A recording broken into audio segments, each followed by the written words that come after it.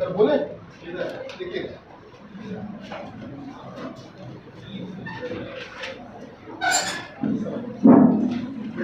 देखिएगा, सेना के एक कैंप में सेना के एक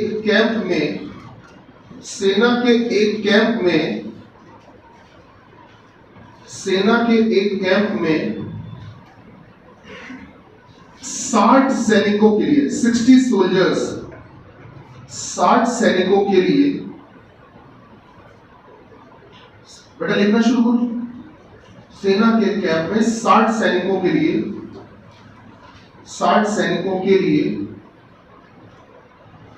180 दिनों की भोजन सामग्री थी। 180 डेज, 180 दिनों की भोजन सामग्री थी। बेटा लिखा, 60 सैनिकों के लिए 180 दिनों की भोजन सामग्री थी। आगे 20 दिनों के बाद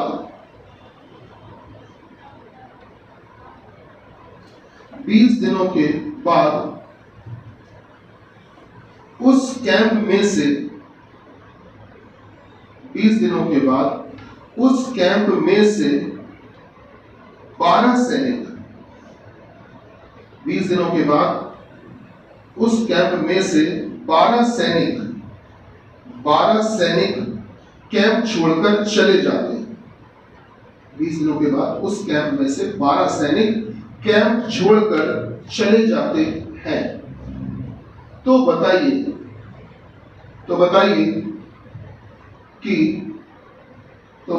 कि सामग्री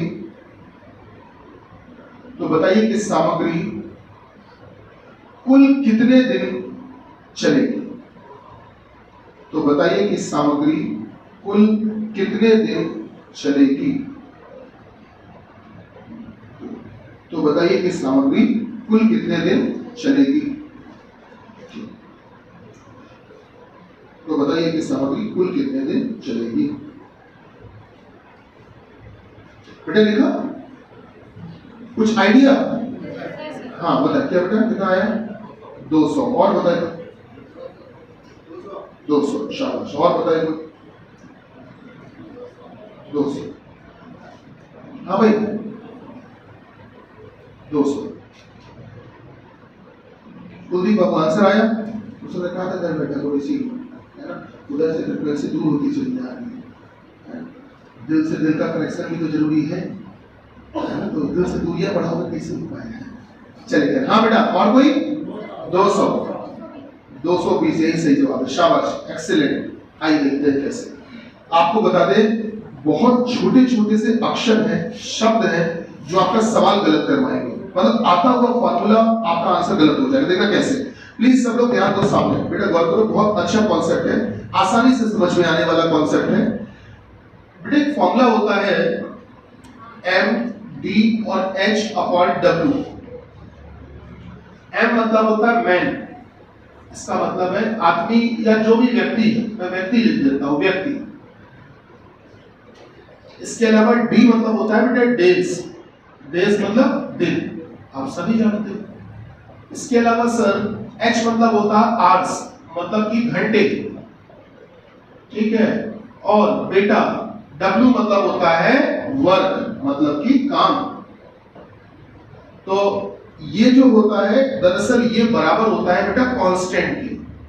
किसके बराबर होता है? कांस्टेंट। हिंदी में कांस्टेंट शब्द का मतलब होता है नियत, या नियत के अलावा नियतांक भी कह सकते हो, एक ही बात है। आइए बताते हैं इसका बहुत, ये आपने वर्क एंड टाइम में जो मैथ्स में पढ़ा हुआ है उसमें आपने ये बात पढ़ रखी है, लेकिन आपने एक छोटी सी चीज है ध्यान से नहीं पढ़ी, वो गलती आपसे हुई है। सर ने तो बताई होगी पर आपने शायद नोटिस नहीं किया होगा। व्यक्ति, दिन, घंटे बटे काम का जो ये रेशियो होता है, जो अनुपात होता है, वो कांस्टेंट रहता है, वो जीवन में कभी बदलता नहीं, कभी नहीं बदलता, इसलिए कांस्टेंट लगा दिया जाता है। अब इसी चीज को जब फॉर्मूले के रूप में लिखना शुरू करते हैं तो ऐसे लिख सकते हैं, M1 D1 H1 upon W1 बराबर M2 D2 H2 upon W2 बराबर M3 D3 H3 upon W3। कभी भी ध्यान रखना, नियतांक जब कांस्टेंट शब्द लिख जाता है इसका मतलब है कि आप ऐसे 1 2 3 4 तक आप अनंत तक कर सकते हो, जितना आपका मन करे आप वहां तक सब फार्मूले को खींच सकते हो। वहां तक फार्मूले को खींच सकते हो, कोई फर्क नहीं पड़ता। कांस्टेंट का मतलब ही होता है जिसको आप जहां तक चाहो वहां तक लेके चले जाओ। फिजिक्स में आपने बायल का नियम, चार्ल्स का नियम पढ़ा, P1 V1 अपॉन T1 बराबर P2 V2 अपॉन T2 बराबर P3 V3 अपॉन T3, नहीं आता है? पढ़ा है? तो बेटा उसमें भी तो याद होगा PV अपॉन T बराबर कांस्टेंट पढ़ाया गया था, उसी पढ़ाया गया था PV बराबर nRT, शायद पढ़ाया गया, n मतलब नंबर ऑफ मोल्स, याद आ रहा है बेटा? तो जो आपने वहां बच्चा पढ़ा हुआ है वैसे ही यहाँ भी एक कांस्टेंट है, तो वही चीज यहाँ है सर, ये फार्मूला कांस्टेंट वे तक यूज हो सकता है। अब चलिए इस फार्मूले को इस तरह से लिख तो दिया हमने, दरअसल वास्तव में फार्मूला ये होता है। अब इसको यूज कैसे करना, देखा कितना सरल सवाल। एक कैंप शुरू हुआ सेना का, और सेना का जब कैंप शुरू हुआ ट्रांजिट कैंप, तो सेना का एक नियम होता है, मैं आपको बताता हूँ। सेना क्या करती है कि सेना के पास जब कहीं जाते हैं कैंप लगाने के लिए सेना के जवान, तो बेचारे उनके पास इतनी सुविधा नहीं कि वो सोचे कि वहां पिकनिक मनाने जा रहे हैं, कि वहां पर कैंप लगा दिया, तंबू गाड़ दिए, वहां पर लोग खाना बनाते हैं, बताओ तुम्हें क्या पसंद है, बताओ तुम्हें क्या पसंद है, आज चलो ये बनाते हैं, ये डिश बनाते हैं। ऐसा नहीं पॉसिबल है सर। वहां पर जैसे ही वो आग जलाएंगे, धुआं उठेगा, दुश्मन को पता चल जाएगा, जंगल के बीच में वहां से धुआं आ रहा है, अटैक कर दो, मारो। इसलिए वो आग जला नहीं सकते। कितना सैक्रिफाइस करना पड़ता है सेना को, कितनी कुर्बानी देनी पड़ती है, बेटा आग जला नहीं सकते। इसलिए वो क्या करते हैं सेना में, बेटा छोटे छोटे टीन के डिब्बे आते हैं, छोटे छोटे डिब्बे, उनमें क्या होता है फूड को प्रिजर्व कर देते हैं, वो प्रिजर्वेटिव फूड बोलते हैं उसको। क्या होता है उबला हुआ खाना, एक तरल पदार्थ लिक्विड होता है, उसमें केमिकल मिला के उस डिब्बे में भर के उस खाने को भर देते हैं, डिब्बे को सील पैक कर देते हैं, और वो जो है वो 50 दिन 60 दिन 6 महीने 4 महीने तक चलता रहता है। तो समझ लो वहां गए, उसका ढक्कन हटाया, उस उबले हुए खाने को निकाला और नमक मिला के खा, और इसके अलावा कोई संसाधन ही नहीं। ये जीवन होता है उनका, बहुत संघर्ष हो रहा। तो होता क्या है ऐसी स्थिति में कि उनके पास वो पहले से फिक्स खाना लेके जाते हैं। जब कहीं कैंप लगाने जाना होता है तो अगर 60 दिन का कैंप है तो 60 दिन का खाना वो सब झोले में अपने पिट्ठू बैग में भर के ले जाएंगे। कैंप शुरू हो गया, अब डेली का एक डिब्बा निकाल के जो भी जिसको अलॉटेड है उतना डिब्बा निकाल के खाते रहेंगे। आप सोच पा रहे, खाना पकाना वहां संभव नहीं होता सेना कैंप में खास तौर से। तो हुआ ये कि जब कैंप लगा तो उसमें स्थिति ये थी कि 60 सैनिक, बेटा 60 सैनिकों के लिए बच्चा कितने दिनों का खाना था? 180 दिनों का खाना था। मतलब ये 60 सैनिक अगर खाना चाहते तो 180 दिन तक बड़े आराम से खा सकते थे, कोई टेंशन नहीं। कैंप शुरू हुआ, इन लोगों ने अपने एक दिन का खाना खाना शुरू कर दिया। बेटा 20 दिन के बाद बोला शायद 20 दिन के बाद, तो जब 20 दिन का खाना खा चुके थे तो कुल मिला के अब खाना बचा कितने दिनों का होगा? 160 दिनों का खाना बचा होगा, और इन्हीं 60 सैनिकों को खाना होगा। मतलब यही 60 सैनिक अगर खाना चाहे तो 160 दिन तक अभी और खा सकते हैं। ये नियम तो यही है कि भाई इन सैनिकों का 180 दिन का खाना था, अब इसमें से 20 दिन का खाना खत्म हो गया, तो इन्हीं सैनिकों का बचा कितने दिन का? 160 दिन का। तो ये जो 160 दिन का खाना बचा है, अब सारा खेल इसी में होगा। देखना कैसे, m1 d1 upon h1 upon m1 d1 h1 upon w। तो इसमें जो जो चीजें रख सकते हो वो रखो। तो 60 सैनिक, तो m की जगह m1 की जगह आपने लिख दिए 60 सैनिक गुणे, अब d1 मतलब डेज, बताओ दिन कितने? 160 बराबर। अब h की वैल्यू रखी नहीं, पहले कोई घंटे की कहीं बात ही नहीं हुई है, w की कोई काम की बात ही नहीं हुई है, केवल आदमी की और दिन की बात हुई है। तुमने आदमी और दिन की वैल्यू वहां रख दी, तो m1 into d1 बराबर अब m2 into d2 रखना है। आपको पता है अब वहां सैनिक 60 नहीं रह गए, वहां कितने सैनिक चले गए? 12 सैनिक चले गए। 60 में से बेटा 12 घटा दो, 48 सैनिक बचे। तो अब उस खाने को खाने के लिए 48 लोग बचे हैं, और ये खाएंगे d2 दिनों तक। कितने दिनों तक?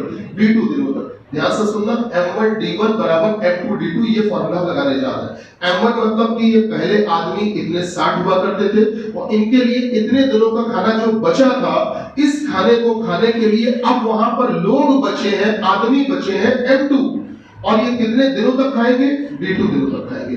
इसको सिंपलीफाई करना, आइए कर लेते हैं, बहुत आसान है बेटा। सिंपलीफाई करोगे, d2 को वहीं छोड़ दो, 48 को इधर ले आओ, 60 गुणे 160 बटे 48। ये कैलकुलेशन आप सभी लोग कर सकते हो आसानी से। बेटा कितना आ रहा है? 200। ये आ गया 200, d2 की वैल्यू है। अगर सवाल में, अब देखो यहीं से ट्विस्ट शुरू होता है। अगर सवाल में ये पूछा होता, देखना मैंने बोला था ना, एक छोटा सा अक्षर, एक छोटा सा शब्द, वो शब्द ये है जो अब लिखने जा रहे हैं।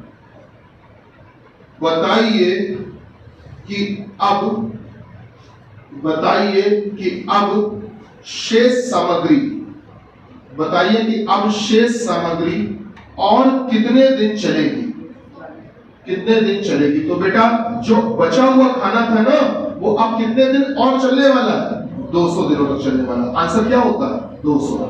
गुरुजी ने ऐसी कोई लाइन बोली नहीं थी, पढ़ी बोली, ऐसा कुछ नहीं पूछा होगा। गुरुजी ने ये पूछा होगा कि बताइए सामग्री कुल कितने दिन चलेगी, यही पूछा था, कुल कितने दिन चलेगी, सामग्री कुल कितने दिन चलेगी, गुरुजी ने ये पूछा होगा। बेटा ये तो पूछा था। और आपको बताते हैं, पहले बताओ कितने दिनों का खाना पहले खा चुके थे, 20 दिन का खा चुके थे, अभी कितने दिन और खाओगे, 200। तो कुल मिला के खाना जो टोटल खाया जाएगा वो कुल कितने दिन चलेगी सामग्री, 220। नहीं समझ में आया, समझ पा रहे हैं सर, लैंग्वेज का फर्क होता है। अगर ये पूछता बेटा मैं कि अब बताइए कि अब शेष सामग्री और कितने दिन चलेगी, तो बचा हुआ खाना 200 दिन और चलेगा। लेकिन हमने ये नहीं पूछा था, हमने ये पूछा था कि बताइए सामग्री कुल कितने दिन चलेगी। तो 20 दिन चल चुकी थी, 200 दिन और चलेगी, तो टोटल कितने दिन चलेगी, कितने दिन, 220। तो अपने सवाल का जवाब है 220। और अगर ये पूछा होता तो इसका जवाब क्या होता बेटा, 200। ठीक है, ये इसलिए मैं बता रहा हूं, इसको थोड़ा सा ध्यान देना है, क्योंकि आपने गौर किया होगा ये इतने सरल सवाल हैं जिसमें आपको इतना विश्वास हो जाता है अपने ऊपर कि ये गलत हो ही नहीं सकता आपसे, और सोचिए वो भी गलत हो सकता है। समझ में आ रहा है। तो शब्दों में ही एग्जामिनर आपको परेशान करेगा और कुछ भी नहीं। चलिए इसको हटा दे, जल्दी से नोट कर लो, कर लो। नया टॉपिक शुरू कर रहे हैं, बिल्कुल शुरुआत से शुरू कर रहे हैं।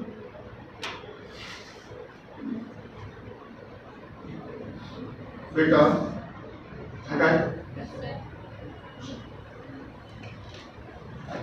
इन सवालों को, अगर वो आपको परेशान करना चाहेगा एग्जामिनर, तो पता है क्या कर सकता है, वो ये कर सकता है कि एक सेना के कैंप में 60 सैनिकों के 180 दिन का खाना रखा था, 20 दिनों के बाद इतने सैनिक चले गए, फिर उसके 40 दिनों के बाद इतने सैनिक और आ गए, फिर उसके 10 दिनों के बाद इतने सैनिक फिर चले गए, फिर उसके 5 दिनों के बाद इतने सैनिक फिर आ गए, फिर उसके 12 दिनों के बाद इतने सैनिक फिर चले गए।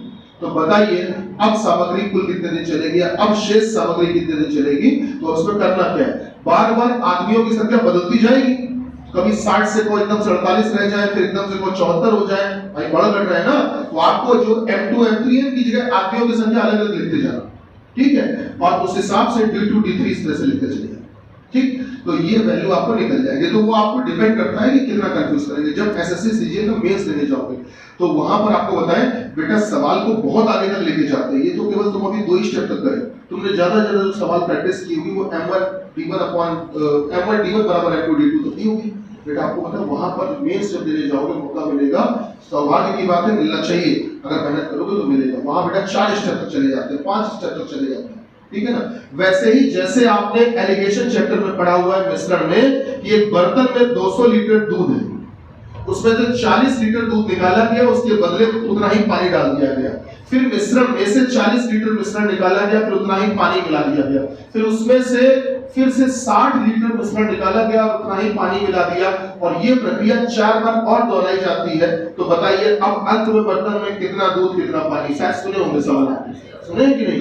तो उसमें आपको देखा होगा आप 1 या 2 या 3 बार तक जाते थे सर, मेंस में जब जाओगे तो आपको शायद 6 बार तक चले जाए, 7 बार तक चले जाए। सो आपको प्रिपरेशन को एक हाई लेवल तक लेके चलना। चलिए शुरुआत से शुरू करने जा रहे हैं नए चैप्टर से, रैंकिंग। रैंकिंग बहुत इंपॉर्टेंट चैप्टर है, रैंकिंग टेस्ट। इसको हिंदी में कहते हैं बेटा क्रम परीक्षण। आइए देखते हैं क्रम परीक्षण, रैंकिंग टेस्ट या फिर कह सकते हो क्रम परीक्षण। देखिएगा इसमें क्या होने वाला है, जैसे एक पंक्ति है, इस पंक्ति में लोग बैठे होंगे, तमाम सारे लोग बैठे होंगे, ठीक है। आप भी अपने आप को एज्यूम कर लो, आप भी बैठे हो, हम भी मान लेते हैं हम भी बैठे हैं, और बेटा हम सभी लोग ऊपर की ओर देख रहे हैं। बैठे तो इस पंक्ति में, इस रो में, इस क्यू में, सीरीज में, और सारे के सारे लोग ऊपर की ओर देख रहे हैं।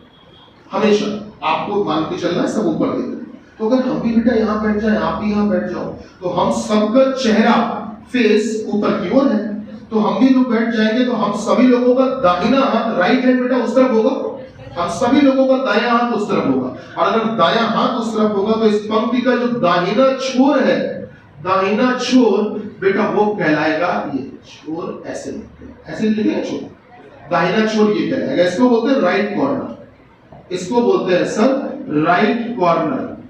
तो इस पूरी पंक्ति का दाहिना छोर ये कोना कहलाता है, और इस पूरी पंक्ति का जो बायां छोर होता है सर लेफ्ट कॉर्नर, वो कहलाता है ये वाला। This is left corner. अच्छा समझिए सर, अगर आपसे कहा जाए कि किसी पंक्ति में राकेश दाहिने छोर से पांचवा है, तो आप इधर से देखना सर 1 2 3 4 5 यहां बैठा सकते हो राकेश को, दाहिने छोर से किस नंबर पे है? पांचवा। अच्छा बोल दिया गया किसी पंक्ति में सुरेश बाएं छोर से नवा है, बाएं छोर से लेफ्ट से, तो 1 2 ध्यान रखना किनारे से गिना जाता है, बिल्कुल छोर से एक्सट्रीम एंड से 1 2 3 4 5 6 7 8 9 यहां सुरेश आप बैठा सकते हो बाएं छोर से किस नंबर पे?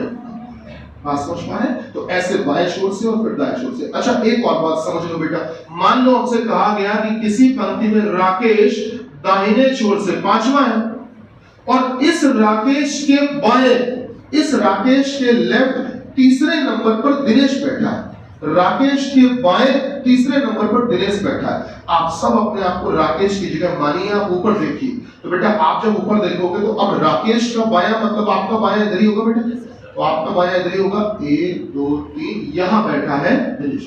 अगर वो कहते हैं कि राकेश के दाएं दूसरे नंबर पर नितिन बैठा है, तो आप राकेश की जगह बैठ जाओ, ऊपर देखो तो राकेश के दाएं मतलब उधर, अरे हाँ तो बोलो बेटा, ऊपर बैठे हो, आप अपने आप को मान लिया करो, तो आप ऊपर देख रहे हो तो आपके दाएं मतलब इधर 1 2 नितिन यहां बैठा, ऐसे सब ये सब देखने को मिलेगा।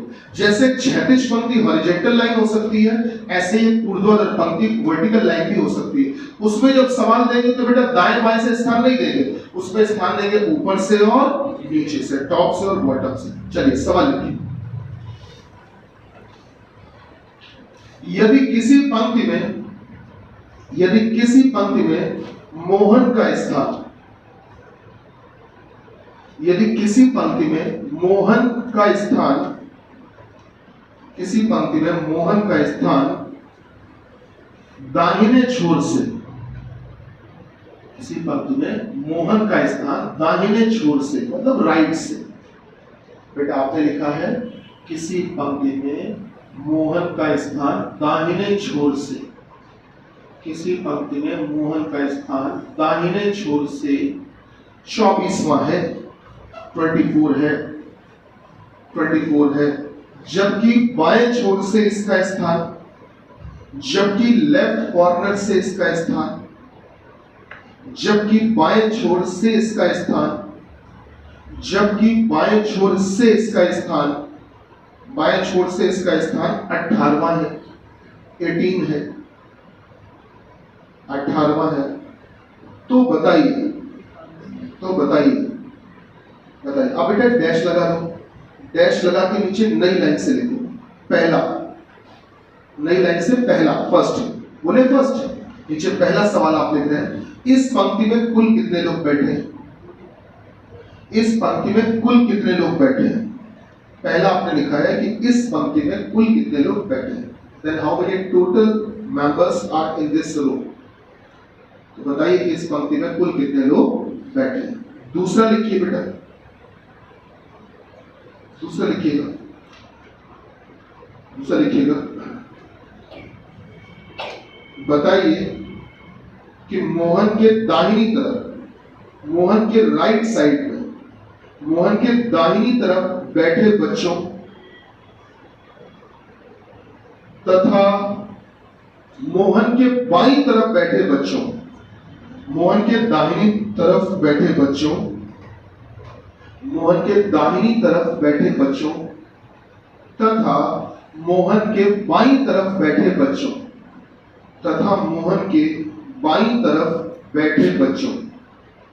आपने लिखा है बेटा कि मोहन के दाहिनी तरफ बैठे बच्चों तथा मोहन के बाईं तरफ बैठे बच्चों के बीच क्रमशः क्या अनुपात है?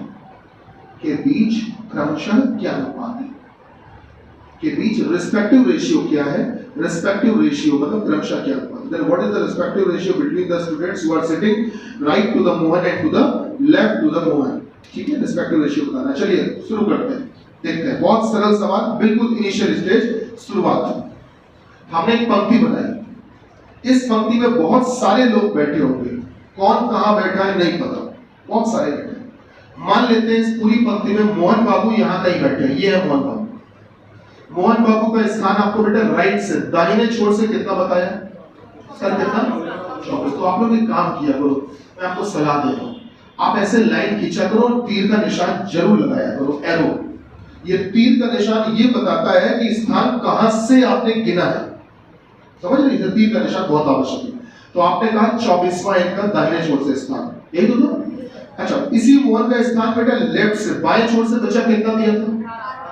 हाँ 18। आपके हिसाब से देखकर बताइए क्या देखने में बात ठीक लग रही? मोहन का दाहिने छोर से 24वां स्थान और इसी मोहन का बाएं छोर से 18वां।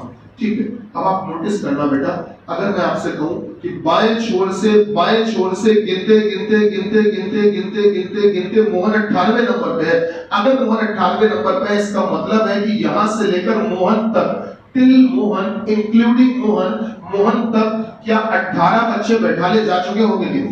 बेटा बाएं छोर से गिनते गिनते मोहन तक बच्चा कितने बैठा ले होंगे? अच्छा, दाहिने छोर से गिनते गिनते गिनते गिनते मोहन तक टिल मोहन इंक्लूडिंग मोहन क्या 24 बच्चे बैठा दिए गए होंगे? अब अगर आपसे कहें कि लाइन में कुल कितने बच्चे बैठे हैं, तो आपने कहा गुरुजी ये डिब्बा और ये डिब्बा दोनों को जोड़ दीजिए, पूरी लाइन कंप्लीट हो गई। सर, तो जैसे ही आपने बेटा 18 और 24 को जोड़ा, लाइन तो कंप्लीट हो गई, लेकिन हमसे एक छोटी सी गलती हुई है। क्या गलती हुई है? आप गौर करना, इस डिब्बे के अंदर क्या मोहन बाबू को गिना गया था कि नहीं गिना गया? और इस डिब्बे के अंदर भी मोहन बाबू को गिना गया था। तो जब बेटा आपने 18-24 को जोड़ा, तो आपने गलती से मोहन को 2 बार गिन लिया है। इन 18 लोगों में भी और इन 24 लोगों में भी किसी को भी 2 बार नहीं गिनना है, जिसको भी गिनना 1 बार गिनना है। तो बेटा इसलिए एक बच्चा कम करना पड़ेगा, तो टोटल कितने आ रहे हैं? 41। अच्छा, इसी बात को लेकर एक फार्मूला बना दिया गया। फार्मूला क्या बनाया गया?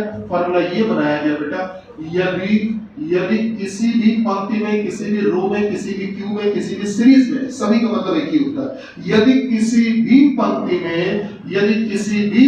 में किसी एक ही व्यक्ति का स्थान, किसी एक ही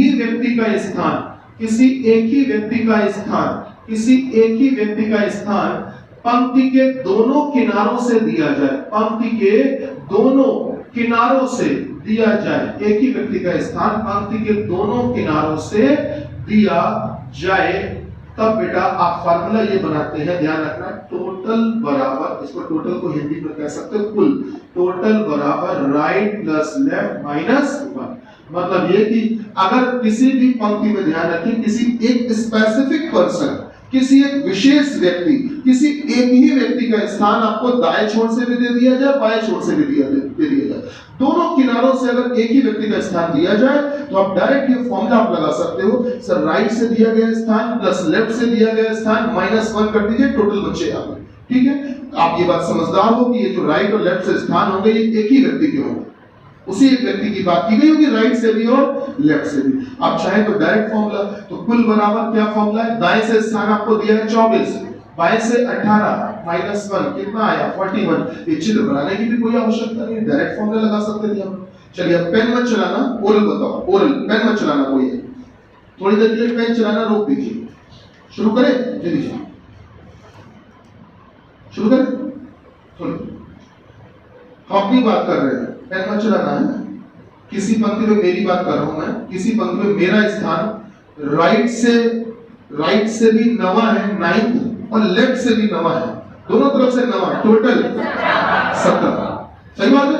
9 और 18 में गया 17। अच्छा एक बात बता दो, किसी पंक्ति में मेरा स्थान राइट से तो 20वां है, 20वां, और लेफ्ट से दिया हुआ है 11वां, टोटल कितने? 30। एक बार बता दो, सही चल रहा है? एक बार बता दो, किसी पंक्ति में बेटा टोटल बच्चे बैठे हैं 27। कितने? 27 टोटल पहले से बता दिए। और इन 27 बच्चों में मेरा स्थान जितना राइट से है ना, उतना ही लेफ्ट से है, दोनों तरफ से है बराबर। तो मेरा स्थान है कितना? 14। और बात सुनने में ठीक भी तो लग रही है, इधर से भी 14, उधर से भी 14, 14 को जोड़ा 28 से गया 27। क्या सहमत है? एक छोटी बात का जवाब और, सर किसी पंक्ति में टोटल बच्चे बैठे हैं, इस बार टोटल बच्चे बैठे हैं 47, 47 लोगों में मेरा स्थान जितना राइट से है ना उतना ही लेफ्ट से है, दोनों तरफ से है बराबर, तो मेरा स्थान कितना है 24। तो बात ठीक भी तो लग रही है, इधर से भी 24 उधर से भी 24, 24 24 48 में एक गया चला, ठीक है ना। एक आखिरी बात कोशिश करना इसमें भी पेन ना चलाना पड़े। कुल बच्चे बैठे हैं 40, मान लो 40, कुल 40, इन 40 लोगों में मेरा स्थान राइट से दिया गया है, मेरा स्थान दाहिने छोर से दिया गया है 25वां, तो मेरा स्थान बाएं छोर से कितना है 16।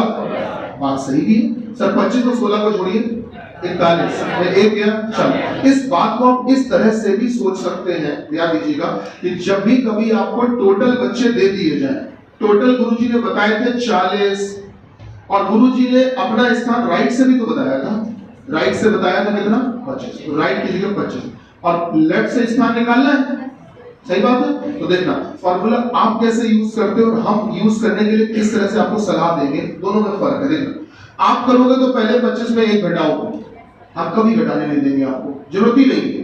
कोशिश करके जो अननोन पार्टिकल है उनका यूज कम करना चाहिए, गणित का ये सिद्धांत होता है, तो तरीका सीखो बेटे। हम सीधे कहेंगे कि जो कुल संख्या दी जाए उसमें से जो आपको स्थान दिया गया किसी भी एक तरफ से, चाहे राइट से चाहे लेफ्ट से, जो स्थान दिया गया उस स्थान को पहले इधर ले आओ, घटा दो, पहले घटाओ, पहले 40 और 25 घटाओ, कितना बचा 15, और जो भी आया उसमें बाद में एक अपनी तरफ से बढ़ा देना। वो अपनी तरफ से नहीं बढ़ रहा है, यही वाला -1 तो इधर आएगा, वही बढ़ जाएगा। -1 जब इधर आएगा तो बेटा प्लस +1 हो जाएगा कि नहीं, और संख्या कितनी हो जाएगी 15 और 1 16। तो कुल बच्चों में से एक तरफ वाला स्थान घटा दो और जो बचे उसमें एक बढ़ा देना अपनी तरफ से, ठीक है। चलो आखिरी बात है, लिखना नहीं, प्लीज स्टॉप राइटिंग, ध्यान से सुनना। किसी पंक्ति में टोटल बैठे हैं 38, 38 समझ पा रहे हैं। 38 लोगों में मेरा स्थान किसी एक तरफ से, कोई होगा तो ना राइट या लेफ्ट कुछ भी, किसी एक तरफ से मेरा स्थान दिया हुआ है 16वां, कितना 16वां। नहीं लिखने के लिए मना किया, इतनी छोटी छोटी कैलकुलेशन मुझे मानी। 38 लोगों में मेरा स्थान किसी एक तरफ से 16वां, दूसरी तरफ से कितना 23। 38 में 16 गया 5, एक बढ़ा दो, सिंपल। अगला सवाल लिखना शुरू, अब लिखना है, बोले यदि किसी पंक्ति में सोनू का स्थान, किसी पंक्ति में सोनू का स्थान दाहिने छोर से, सोनू का स्थान राइट से, मतलब दाहिने छोर से, सोनू का स्थान दाहिने छोर से 19वां है, 19 है, जबकि मोनू का स्थान लेफ्ट से, जबकि मोनू का स्थान बाएं छोर से, जबकि मोनू का स्थान लेफ्ट से, जबकि मोनू का स्थान बाएं छोर से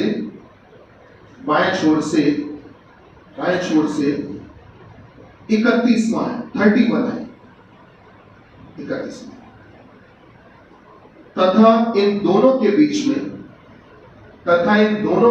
में, इन दोनों के बीच में 6 लोग बैठे हैं, इन दोनों के बीच में 6 लोग बैठे हैं, तथा इन दोनों के बीच में 6 लोग बैठे हैं।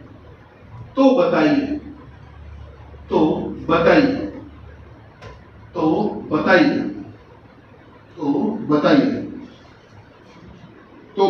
कि इस व्यवस्था के अनुसार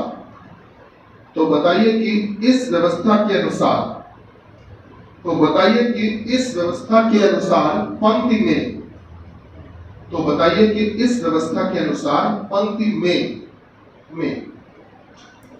अब डैश लगा दीजिए सर, डैश लगा के नीचे नई लाइन से हम लोग लिखेंगे, नई लाइन से पहला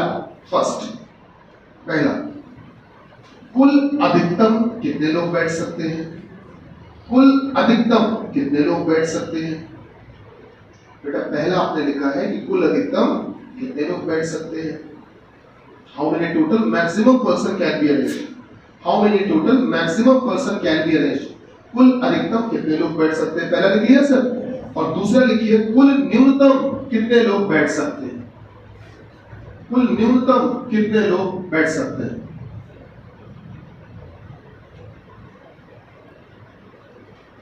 कुल न्यूनतम कितने लोग बैठ सकते हैं? दूसरा लिखा आपने total minimum, how many total minimum person can be arranged? How many total minimum person can be arranged? आइए देखते हैं इस बात को, समझते हैं।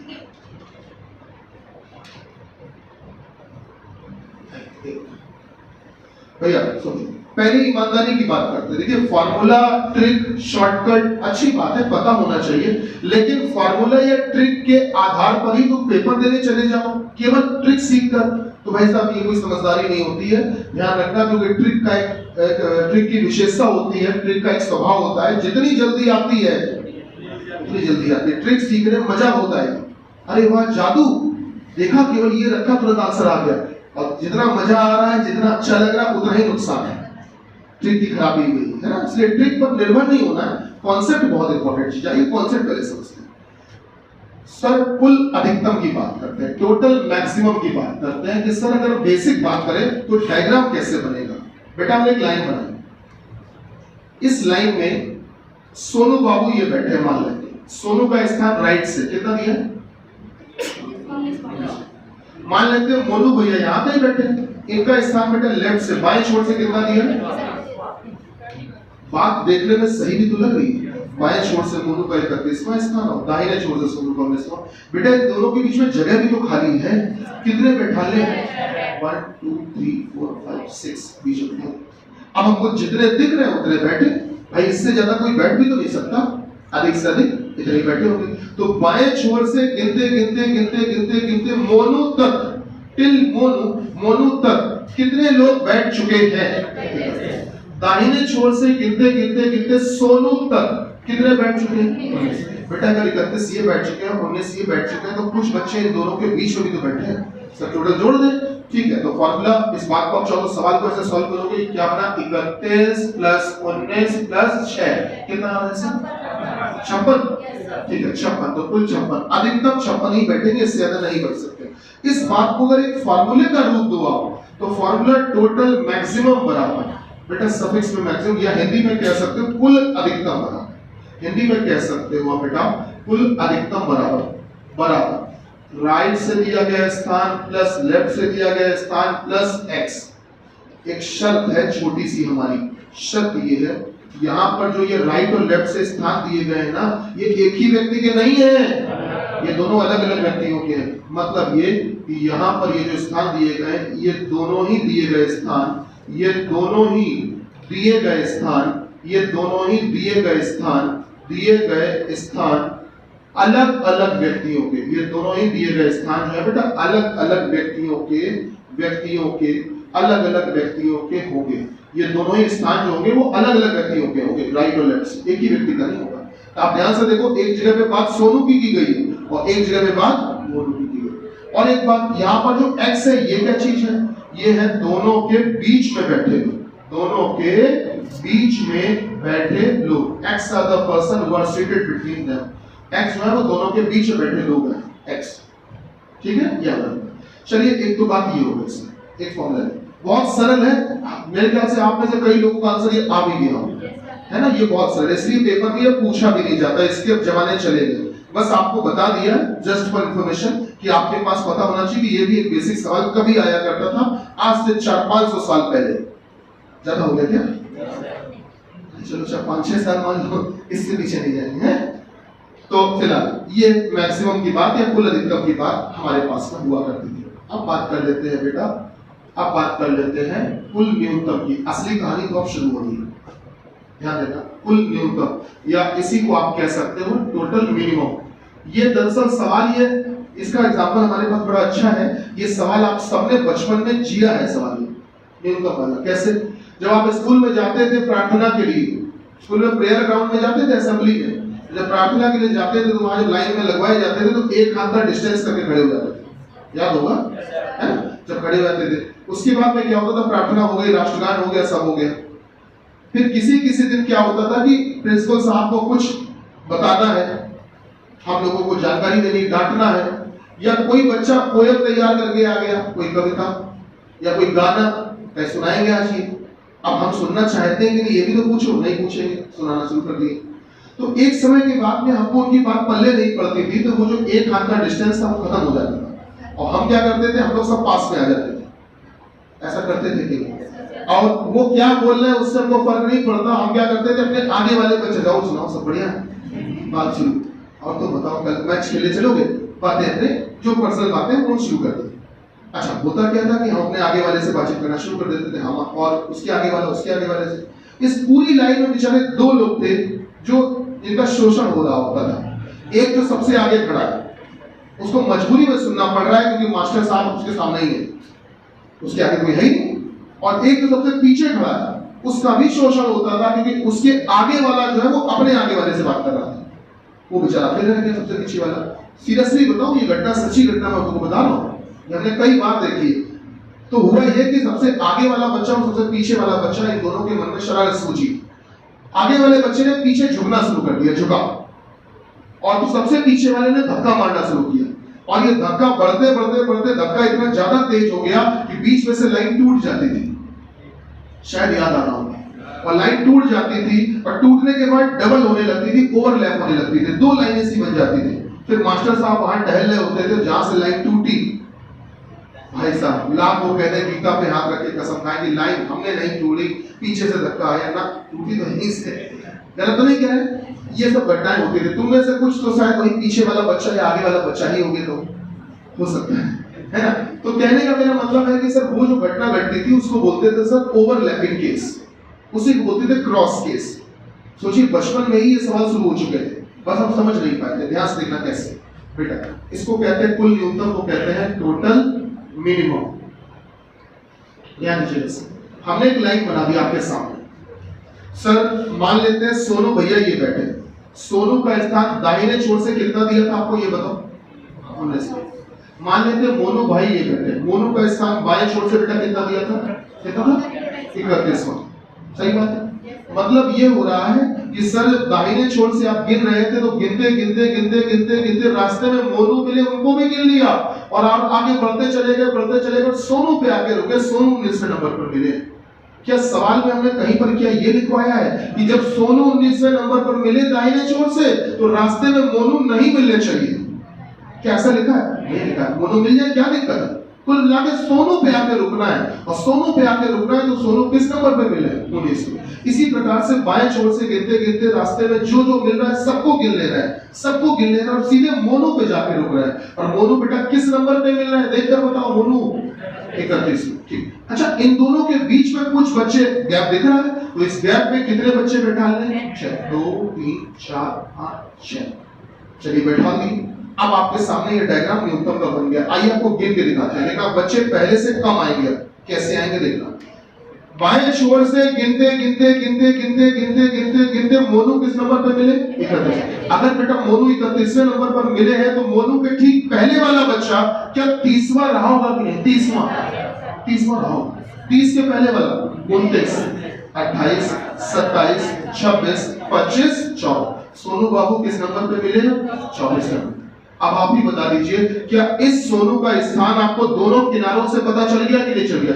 सोनू का स्थान दाहिने छोर से भी पता चल गया और बाएं छोर से भी पता चल गया। और आपने आज शुरुआत ही यहीं से की थी कि अगर किसी भी पंक्ति में, किसी भी रो में अगर किसी एक ही व्यक्ति का स्थान दोनों किनारों से पता चल जाए तो टोटल निकालना बड़ा आसान है। किसी एक ही व्यक्ति का स्थान अगर दोनों किनारों से पता चल जाए तो दिए गए स्थानों को जोड़कर एक घटा देंगे, टोटल आ जाता है। तो बेटा सोनू का स्थान राइट से नहीं पता, सोनू का लेफ्ट से नहीं पता, 19 24 को जोड़ दो, 19 और 24 को जोड़ो कितना आ रहा है, 43 ही तुम्हारा है, एक घटा दो कितना बचा, 42। तो बेटा इसका मतलब कुल न्यूनतम कितने बैठे, 42। क्या बात थोड़ी बहुत समझ में आई? अच्छा मान लो पेपर देने का हम चाहते हैं कि हम ये फार्मूला भी यूज ना करें, या भूल गए फार्मूला, फॉर एग्जाम्पल भूल गए फार्मूला, चलो भूल जाओ, क्या दिक्कत है, देखो भूल गए कोई टेंशन नहीं, आप प्रैक्टिकली करो। बाएं छोर से गिनते गिनते गिनते मोनू था 31वां, तो 31 से पीछे आओगे तो चलते चलते सोनू किस नंबर पे पड़े थे, 24वां। अगर सोनू 24वें नंबर पर पड़ा था, 24वें नंबर पर पड़ा था, तो क्या सोनू के पहले 23 बच्चे बैठाने जा चुके होंगे कि नहीं? तभी तो ये 24वां हुआ है। अब आपको जो दिख रहा है वो जोड़ दो, आंसर आ गया बेटा। यहां से गिनते गिनते गिनते गिनते ये कुर्सी किस नंबर पे है? यहां तक 19 कुर्सियां आ चुकी। 19 के बाद कितनी कुर्सी और पड़ी है? 19 और 23 को जोड़ो, यही है। क्या बात सही? अच्छा, इसी तरह से जैसे आपने ये काम सोनू के हिसाब से किया, मोनू के हिसाब से भी करते हैं, तब भी आंसर ये आता। जैसे अगर आप देखोगे तो दाहिने छोर से गिनते गिनते गिनते गिनते सोनू किस नंबर पे है? 19। अगर सोनू 19वें नंबर पे है तो सोनू के ठीक पीछे वाला लड़का 18वां रहा होगा। 18वां बोलो, सही है? 18, 17, 16, 15, 14, 13, 12। क्या मोनू भाई साहब 12वें नंबर पे मिले होंगे? अब आप ही बता दो, क्या इस मोनू का स्थान तुमको दोनों किनारों से पता चल गया? बाएं छोर से भी और दाएं छोर से भी। 31 और 12 को जोड़ दो, 1 घटा दो, टोटल आ गया। 31 12 को जोड़ो, 1 घटाओ, टोटल 42 आ रहा है। अब पेपर में इतना समय तो होता नहीं कि हम लोग यही सब करते हैं, तो सीधे सीधे हम लोग फार्मूला देख लिया। फार्मूला क्या होगा बेटा? टोटल मिनिमम बराबर, टोटल मिनिमम बराबर, या इसको हिंदी में कह सकते हो कुल न्यूनतम बराबर। कुल न्यूनतम बराबर निकालने का तरीका होता है राइट से दिया गया स्थान प्लस लेफ्ट से दिया गया स्थान माइनस x माइनस 2। और शर्त वही वाली पुरानी कि इसमें जो राइट और लेफ्ट से स्थान दिए गए वो एक ही व्यक्ति के नहीं है। ये दोनों ही स्थान बेटा, ये दोनों ही स्थान अलग अलग व्यक्तियों के होंगे। स्थान अलग अलग व्यक्तियों के होंगे। ये दोनों ही स्थान सर अलग अलग व्यक्तियों के होंगे। ये दोनों ही स्थान अलग अलग व्यक्तियों के होंगे। अच्छा, ये x क्या चीज है? दोनों के बीच में बैठे लोग। x are the person who are seated between them। x जो है वो दोनों के बीच में बैठे लोग हैं। x वो x है सर, ठीक है। अब आप चाहो तो फॉर्मूले में मान रखो, कोई चित्र मत बनाओ, डायरेक्ट आंसर आ जाएगा। कैसे आएगा देखना। इस सवाल में पढ़ के बताओ, सोनू का स्थान हमने राइट से कितना दिया? दाएं से। बोलो बेटा 19, तो बराबर। अब राइट की जगह हमने लिख दिया 19। अच्छा, लेफ्ट से मोनू का स्थान कितना दिया? हाँ 31। दोनों के बीच में कितने बैठा ले गए? 6। तो बेटा माइनस x, तो ये x की जगह 6 लिखे और माइनस 2। सॉल्व कर दीजिए, अभी भी 42 ही आ रहा। चेक करके देखिए 42। आप कैलकुलेशन कर लीजिएगा। 19 प्लस 31 माइनस 6 माइनस 2 42 ही है। तो कोई हमको डायग्राम बनाने की जरूरत नहीं, डायरेक्ट आंसर निकाल सकते। भैया क्या बात समझ पा रहे हैं? ठीक है, एक सवाल चलते चलते वाला सॉल्व कर दो, फिर आप अपने रास्ते, हम अपने रास्ते। बोले हमको भी तो जोड़ घटाना पता चले कि तुम्हें जोड़ घटाना आता, हमें भी तो पता चलना चाहिए। बस एक सवाल छोटा सा बेटा सुनो। दिया गया है सीता का स्थान राइट से, दाएं छोर से सीता का स्थान दिया गया है 51 और बाएं छोर से गीता का स्थान दिया है, लेफ्ट से गीता का स्थान दिया गया है आपको, वो दिया है बेटा 38। और दोनों के बीच में जो लोग बताए गए वो बैठे इस बार 12। जल्दी से हमको टोटल मैक्सिमम निकाल के दिखाओ और टोटल मिनिमम निकाल के दिखाओ। मतलब ज्यादा से ज्यादा कितने बैठा सकते हो, कम से कम कितने बैठा सकते हो, मैक्सिमम कितने बैठा पाओगे और मिनिमम कितने। आपको जितनी चीज की जरूरत है मैंने सामने लिख दी है। कितने की तो आवश्यकता है? राइट, लेफ्ट और एक्स। इसमें रखो मैक्सिमम बताओ, उसमें रखो मिनिमम बताओ, जल्दी बताओ। अधिक से अधिक कितने और कम से कम कितने? कितने कितने? 101 और